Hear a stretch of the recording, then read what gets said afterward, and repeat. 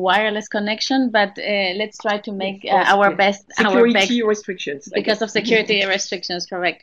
So I have divided the presentation in three areas. The first one is I will provide an overview of the performance standards, because some of the questions that you have sent before the webinar are more related to other performance standards. So I am very open to discuss about them, but just for you to get a sense of the differences. And then I will give, let's say, the overall view on IFC Performance Standard number 5. And at the end, I will give you some challenges in implementation. As Joel mentioned, I was part of the developing the IFC Performance Standards in 2005. And also was part of the team for the review of the performance standards in 2012. But so in both times I was part of the policy team. And then I've been working in Africa for the last 3 years, especially in big infrastructure projects, so hydropower, power plants, and roads, and also in agricultural projects, primary agricultural projects. So, of course, very much related to application of land acquisition and involuntary resettlement. So, going to the next slide, I just wanted to give you an overview of the sustainability framework, because people sometimes confuse what is what and which of the standards are applied to who. So for IFC, if you see at the top, for us, we are bound by the sustainability policy and the access to information policy. So that is applied to IFC on how we, as a development bank, invest in emerging markets. And then you have the IFC performance standards, which are applicable to clients. So these are the performance standards which have to be implemented and met by all our clients. Later you have some of the implementation tools, which are the EHS guidelines, also the guidance notes, and we have a lot of good practice materials for each of the performance standards. And at the end, I can give you the internet link. But if you go to the IFC internet link, you will find a variation of tools and handbooks and guidance that we have developed over the years with experience on implementing the IFC performance standards. So on the next point, just to provide also an overview on specifically the IFC performance standards. So we have 8. PS1 is what we call the umbrella.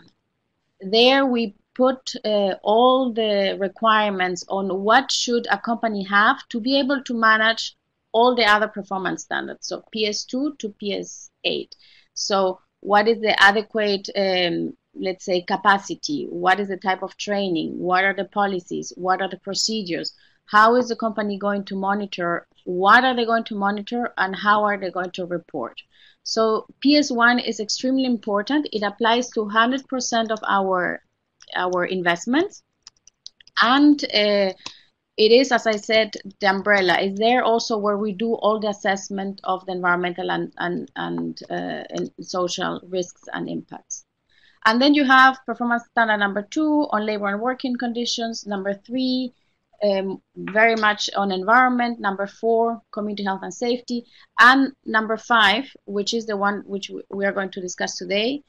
Later on, we have number 6, which is biodiversity and conservation, PS7, which is specifically on indigenous peoples, and PS8, which is on cultural heritage. On PS1, I just want to clarify that one of the requirements there, it's stakeholder engagement. So although it's not specifically in each of the other performance standards, in PS1 we give detail on how we are expecting companies to engage with stakeholders, with surrounding communities, with the government, and with any other stakeholder which can impact their operation.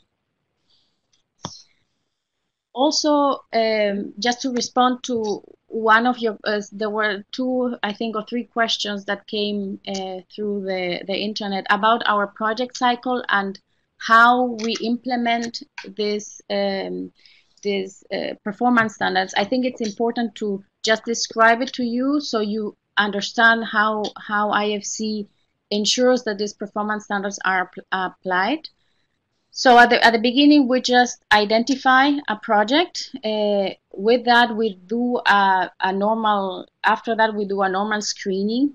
This is just a desktop screening. We have a lot of internal tools where we decide, okay, is this something that we can do, or are the impacts and risks too high for IFC and the client to mitigate? After that, we go through the due diligence process, where we physically, so for example, I am a specialist, I physically go to the project, I look at how they are performing, I meet with communities, I meet with the company, I meet with the government.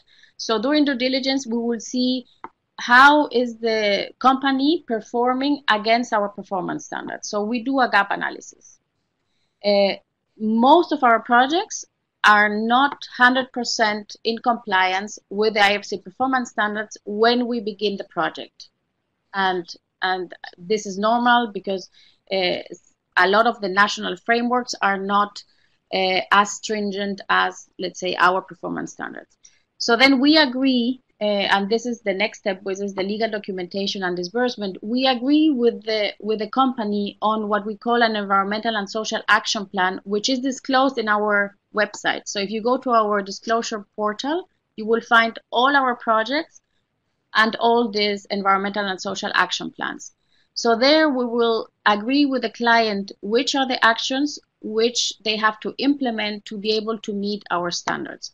And this action plan is part of the loan agreement, is part of the equity agreement, depending on the financial mechanism that we will use. So they are bound legally to comply with the IFC performance standards. And then we have, okay, here we say post-acquisition, but it's really supervision. During supervision, IFC will go every year or every 2 years physically to visit each of the projects and do a supervision and see how has the company been performing against the environmental and social action plan and any new issue that may arise. So as I said, we supervise throughout the life cycle of the project. Some of our projects can be between 8 and 10 years. During that tenure, we will go, as I said, every year or every 2 years. And also every year we get an annual monitoring review where we have specific environmental and social indicators. So this is our project cycle, and maybe you might have other questions when we go to the questions and answers section. But it was just to illustrate how we implement our performance standards in each of the projects. So this cycle is applicable for all our projects in all sectors. So if we go to the next slide, this is what typically in roads, normally we want what we will have like a straight line. This is the simplest way for an engineer to say, okay, I want just a straight line. I don't care what is happening. He will be sitting in his engineering place and he will just draw, make the design. Unfortunately, we sometimes what we find is this. So you have areas where are highly populated, and a road must be built because it's also a road would also bring development to the country. So it is something to help the country to develop, but you will have a lot of impact on people. So this is, for example, one of the examples that we find. So what is the framework that we have to address some of these issues? So if we go to the next. So PS5, and this is very clear in the objectives of the standard, and we apply here what we call the mitigation hierarchy. So for all environmental and social risks and impacts, we follow the mitigation hierarchy, which is the first is try to avoid. And in land acquisition and involuntary resettlement, it's even much so, because we are dealing with people. We are dealing with feelings of people. We're dealing with people that might not have another alternative and that are most vulnerable. So for us, always we want to avoid. Unfortunately, this is not the case in a lot of the projects. So then we continue to minimize and mitigate whatever impact the company or our projects will have. So what we want is to avoid any displacement, and this is a physical and economic displacement. And we work a lot with the companies on alternative project design. So even before it goes to let's say to the public through our disclosure, we do a lot of work with the company on, is there any other alternative?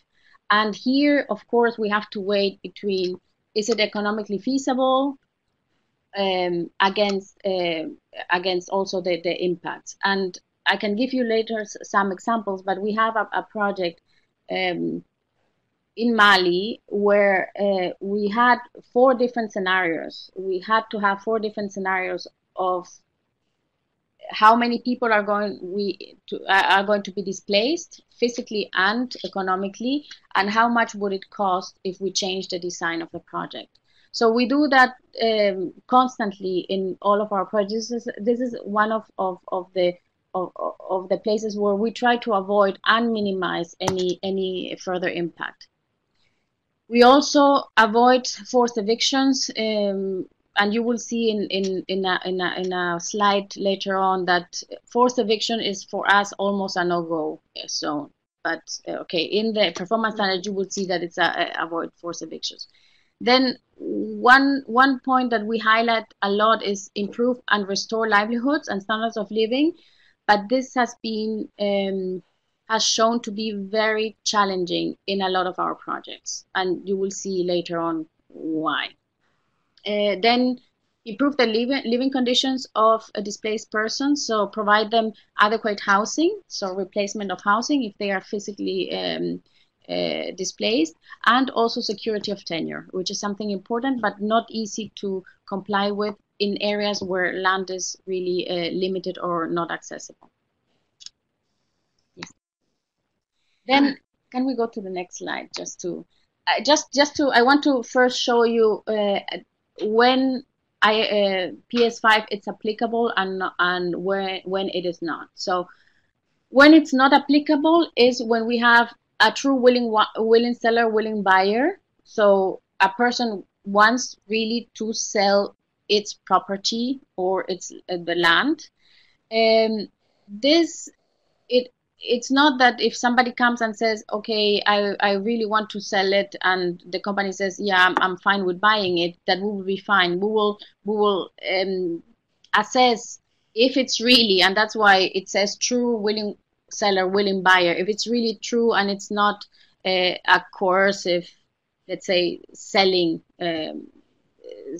practice. So although this PS5 will not be applicable, we will nonetheless analyze and assess if it's really a willing buyer, willing seller practice. Then the PS5 will not be applicable if the project doesn't change the land use. So if, for example, it's going to be agricultural land and it will continue to be agricultural land, and communities are going to continue to use that land, and some of the examples are, for example,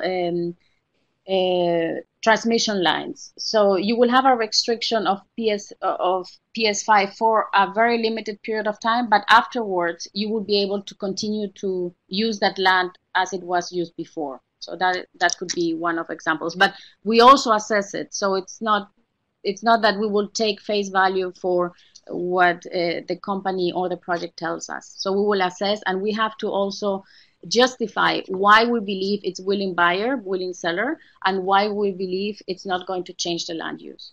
So when is it applicable? When there is an expropriation and when land is included. So when a piece of land is expropriated through national and a legal procedure. And land also includes, let's say, other resources, like, for example, water. So that is important because it has changed also how we are applying the performance standards. Then land also acquired through a negotiation with the owners, but where you can be expropriated if the owner says no. So although you are going through a process of, let's say, willing buyer, willing seller, but you still have at the end the possibility to expropriate, we still believe that PS5 applies because people will be in a vulnerable position, because if they say no, they will then immediately expropriation will happen. And then the third one is involuntary restriction on land use or access to natural resources, where, for example, communities have usage of rights. And this we have encountered, for example, in, let's say, hydropower, where communities are going to fishermen or sand mining operations in the area.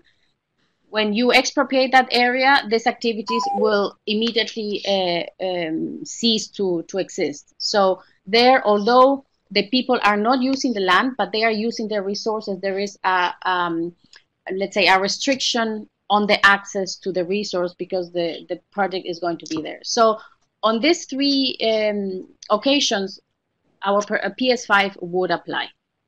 And we go to the previous one. Yeah.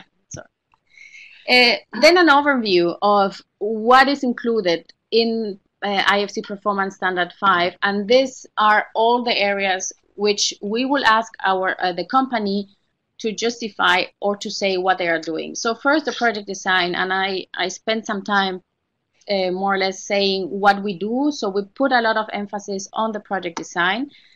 Of course, as I said, you have to balance also the cost of the project. So sometimes we use some financial mechanisms to pay for, let's say, the social, the compensation part, but it's not possible in all cases.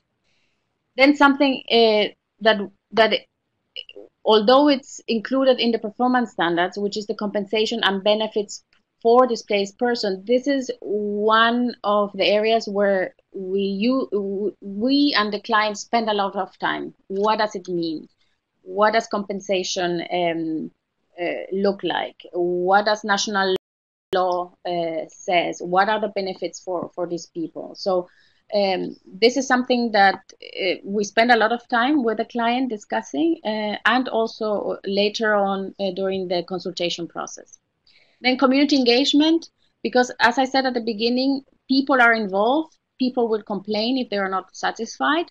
So consultation needs to begin as of day one, as soon as possible.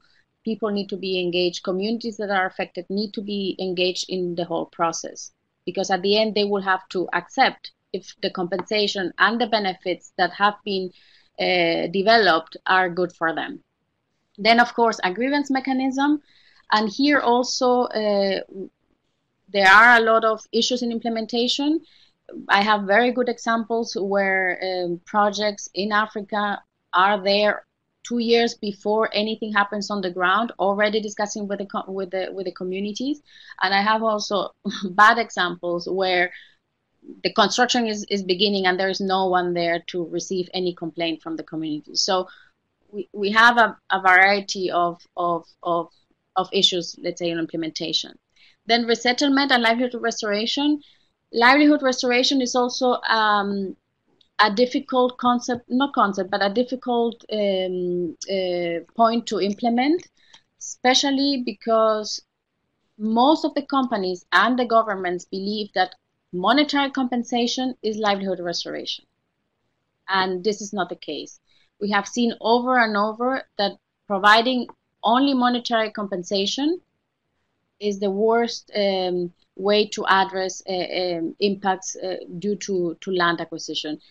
And not only us, but also the World Bank. We have very bad examples where only monetary compensation was provided, and then people came back after 3 or 4 years of the compensation. They came back to the same area. So livelihood restoration measures are very important, and one of the most important part of addressing land acquisition and involuntary resettlement.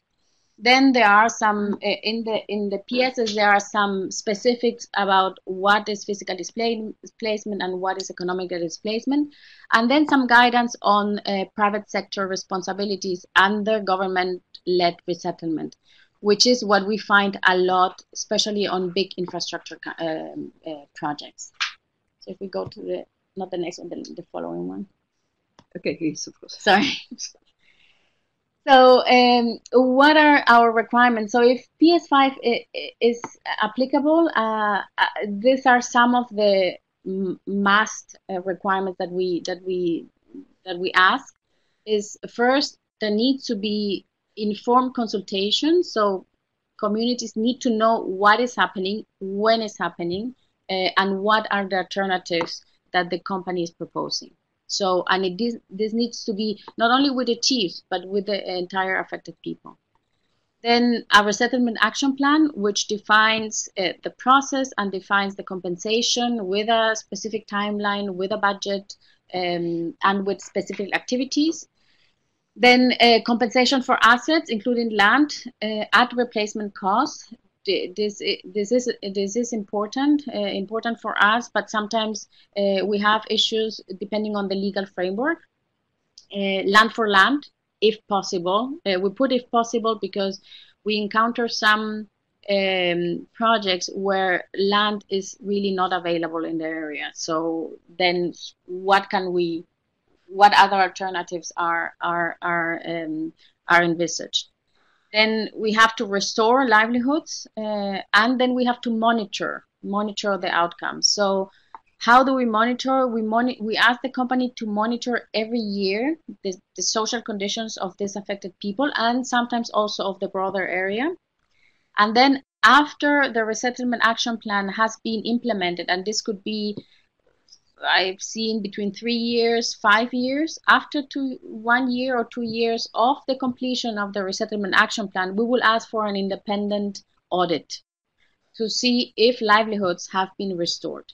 If they have not been restored, then the company will have to continue to put mitigation measures to address some of the gaps. So that's more or less how our requirements will work. And then we have the last point.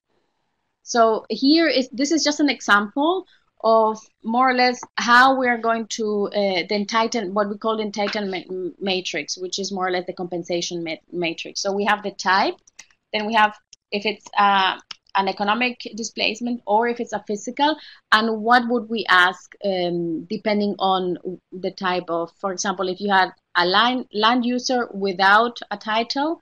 So then, if it's economic displacement, it's no compensation for land because they don't have a title or some type of claim.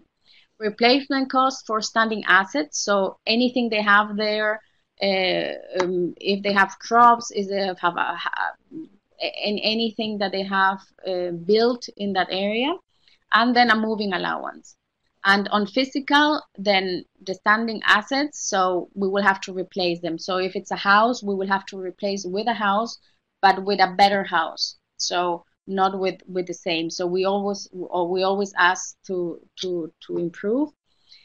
And one important thing is the security of tenure. If the type of displacement is related to livelihood restoration, then we ask for transitional support if it's economic displacement. And if it's physical, then we also want a transitional support. And we always, the intention is to have always better livelihood than it was before our project. So because we claim that all our projects create positive development, what we have to demonstrate also is that the livelihoods have improved. Even if they have improved a little bit, we have to say that we have to demonstrate that it has improved. So if we go to the next. The question. Yes, this is the last one. So on land resettlement, so what is, and this comes a lot in a lot of the projects that I work, where the private sector says, okay, but I got this concession by the government, and the government is owner of the land. So I am fine, the government told me that I can do my project. So for us, they still have to demonstrate that the objectives of PS5 have been achieved. So the client needs to do a gap analysis, and we will also do that gap analysis and see what are the gaps between what the government has provided and what PS5 and what are the PS5 entitlements. If there is a gap, then they will have to develop a supplementary resettlement action plan. And sometimes governments don't like us to say that we are compensating for resettlement because they don't want to do the same. Let's say they don't want to create a precedent. So then we call it something different. We might call it supplemental action plan, not referring really just or supplemental development social plan, just not to link it to resettlement, because in some countries, governments are very sensitive about not creating a precedent, because otherwise people would say, for this project, you paid this and people got this. Why are you not doing the same? So that's why there needs to be a very close collaboration with the government. But for us, it's very clear if there is a gap between what the government has done and the objectives of PS5, the company needs to develop a supplemental action plan and implement it. So this is our approach to. We might give them more time because this is budget that they have not envisaged in the, let's say, if we're talking about a concession, but the objectives of PS5 need to be met. So this is more or less, let's say, the details of PS5 and how, when we develop the standards, how we envisage the responsibility of the private sector when they are investing in emerging markets, specifically related to land acquisition and involuntary resettlement. So, Joel, I will stop here. Yes. Just to see if there are any questions. Okay, thank you very much, Larissa, for this presentation. A lot of information, and so we have many questions.